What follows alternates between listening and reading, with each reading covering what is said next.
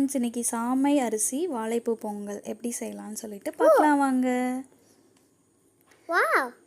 அப்படி தான் இருக்குமா வாழைப்பூ? ஆமாம்மா, சாமை அரிசி 1 டம்ளர், பாசிப்பருப்பு 1/2 டம்ளர் இது எடுத்துக்கோங்க.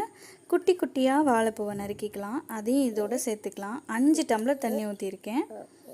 இப்போது இது கூட தேவையான அளவு உப்பு, அப்புறம் கொஞ்சமாக மஞ்சத்தூள் இதையும் போட்டுட்டு ஒரு 5 விசில் விட்டுக்கலாம்.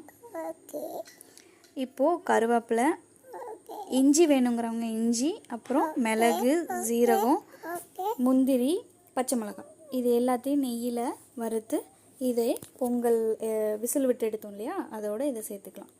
அவ்வளோதான், சாமைப்பூ பொங்கல் ரெடி ஆகிடுச்சு. கண்டிப்பாக இதை டேஸ்ட் பண்ணி பாருங்கள், செம்மையாக இருக்கும். இது கூடவே தேங்காய் சட்னி அல்டிமேட்டாக இருக்கும். நீங்கள் கண்டிப்பாக இதை டேஸ்ட் பண்ணி பார்த்துட்டு எப்படி இருக்குன்னு கமெண்ட் பண்ணுறீங்க. பாய்.